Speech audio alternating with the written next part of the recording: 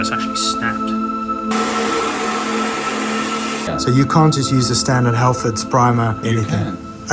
You can. You can.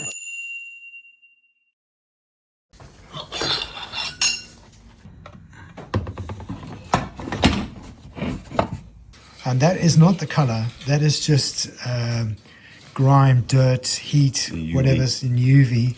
We're going to go back to the original Ducati color as it says in its reference there. The Ducati factory at the time did not paint these parts. These parts are all original aluminium, but the block is. And that is why this looks like this, because the previous owner put some hand paint on it to try and make it look a little bit more tidy because of all the dirt and grime.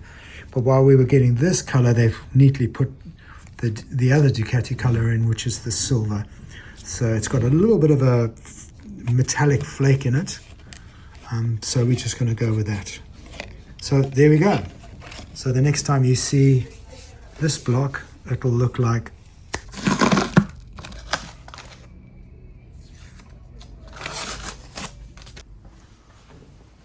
so today is potentially a happy day depending on what comes out of this box. But this is the last part of the Monoposto conversion. And I got it because it comes with this.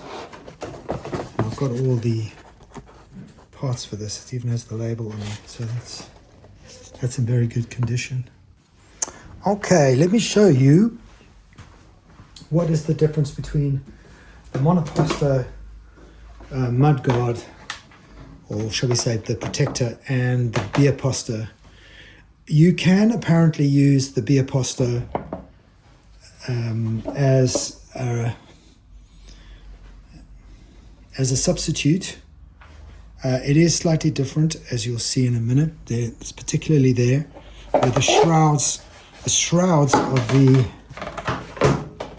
of the Monoposto go wider because there are no foot pegs, rear seat foot pegs. You know, for the value of a proper Monoposto, if you're going to go all the way, you may as well get this part because it will look different when you study the bike from the side. So that's how it fits in. This one is for Mr. Tamburini. So little details like this. So we've got the correct toolbox with the tools, and only one left in the country.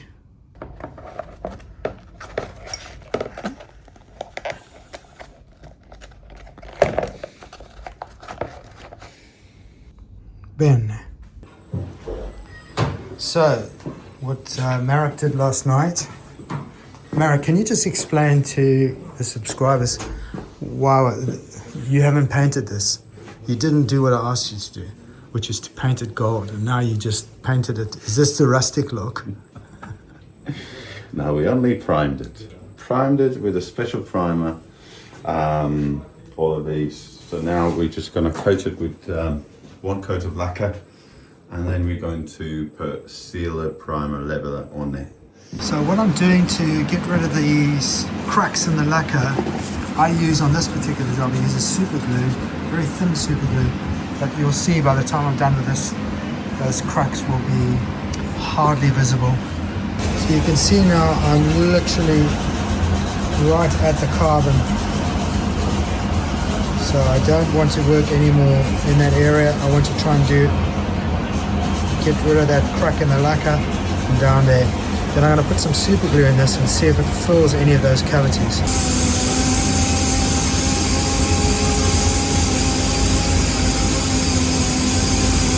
Now this cures.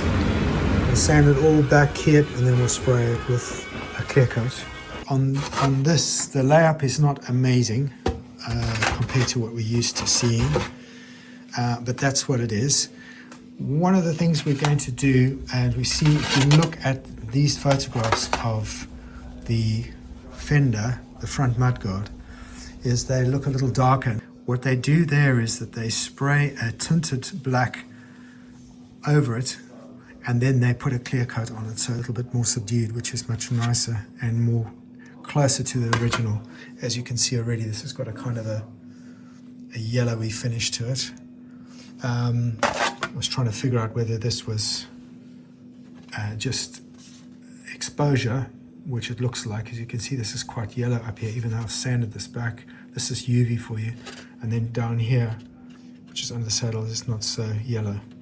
So that's going to help this process a little bit more by tinting it slightly, and then get them all to match. These are all going to be the dark grey areas now, all primed. So we're just going to go with that nice yellow color. These are all going to be the greys. And then this is going to be a matte black finish because of these ends, which just will not melt in and are leaving some stains. It's going to take 4 hours to cure this etching primer, so I'm going to try and salvage this look by putting a dull gold similar to the shocks. That's the best I'm going to get out of this shock absorber. I've got like a fine, microfine fine sponge. It's just like a abrasive pad. Right. And with that, just literally, you key it like this, and that's done. Then that's ready to paint. Let me get busy. There you go.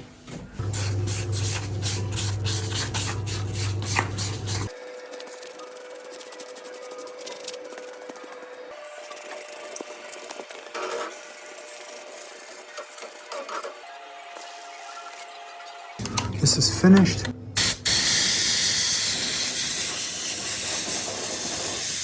I see a spot down there.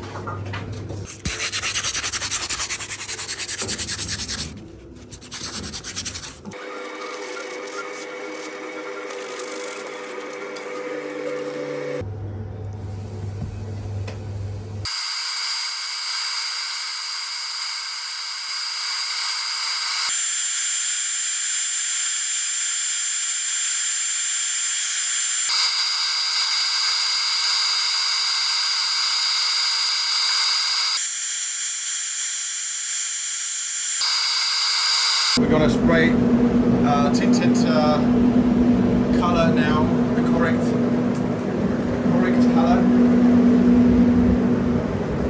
and then we'll clear coat over. That's what we aim it on.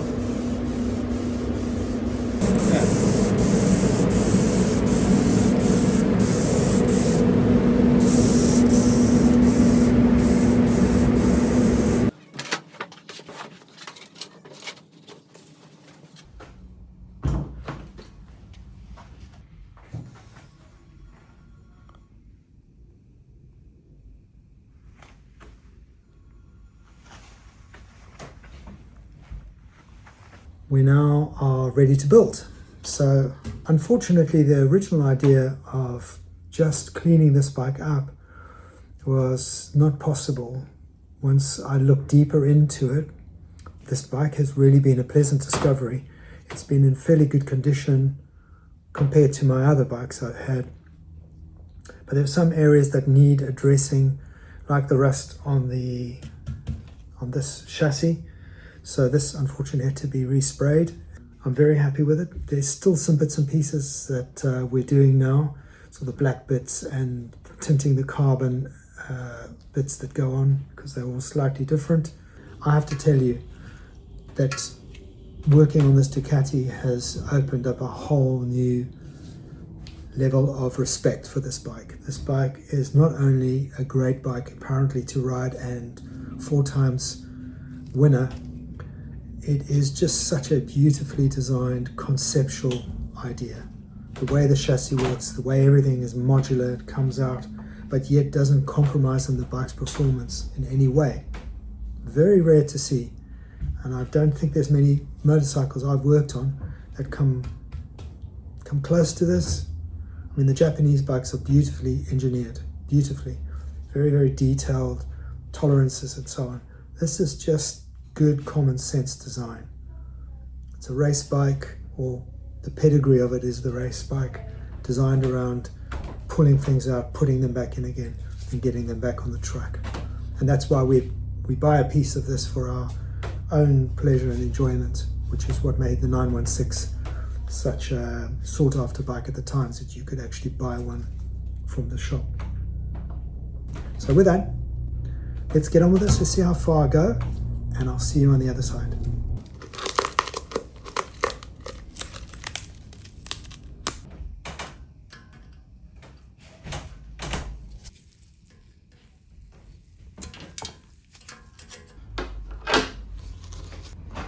Those are looking pretty nice.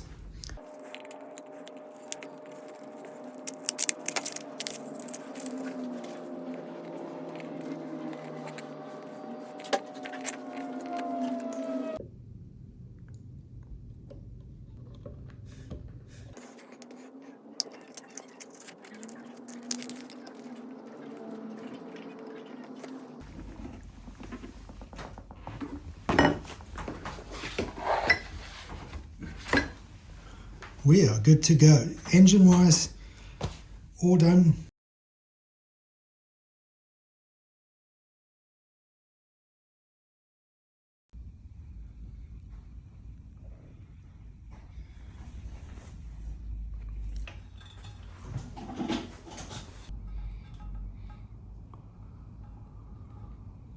Just looking at this while I was cleaning the hub, and this is for the speedometer, and you could see there would have been a problem here.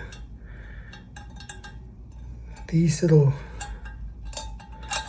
teeth have been slightly bent up, so I'm going to bend those straight down so that they sit in the slot.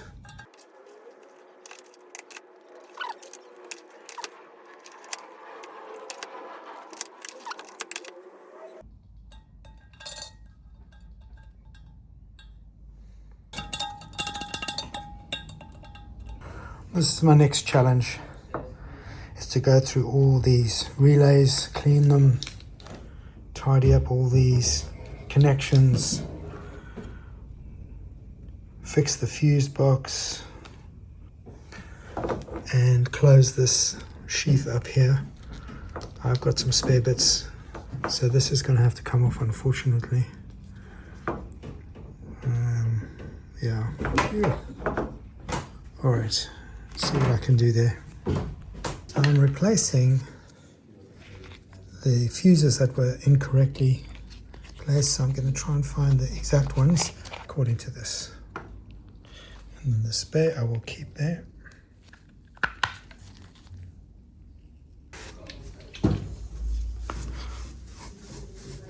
Always run with the grain.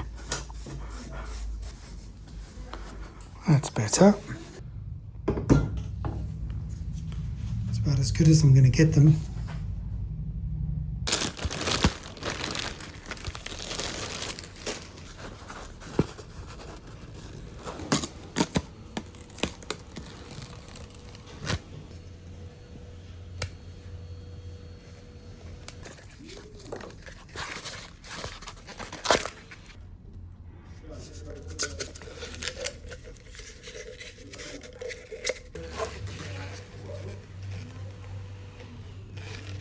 Right, time to clean the lens.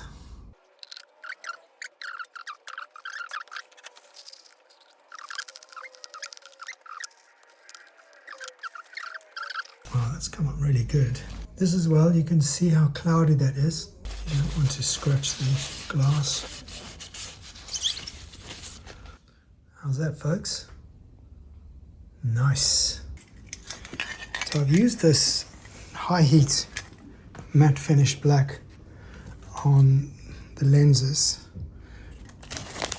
but I think what happens is, more importantly, is that this reflects through the, if there's any bleed off, it goes through onto the plastics, sort of light bends.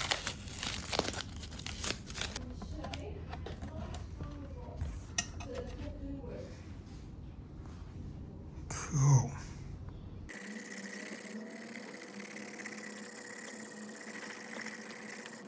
That's come out nice and clean, and the subframe is nice and clean, all been scrubbed down.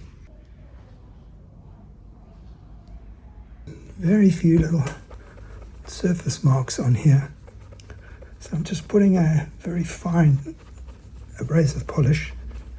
Just trying to get it absolutely pristine. And that's really good.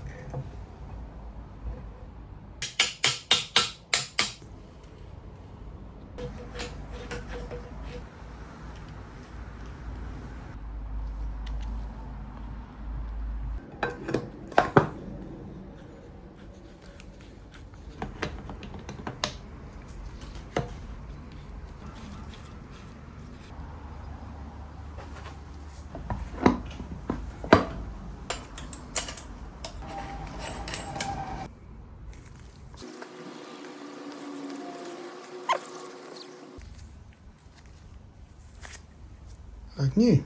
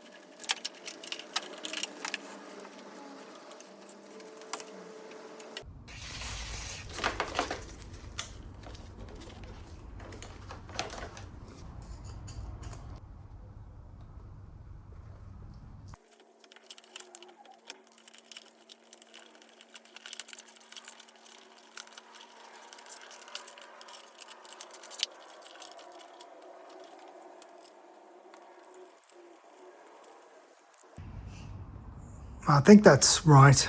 Well, we'll see. We'll see what gets in the way.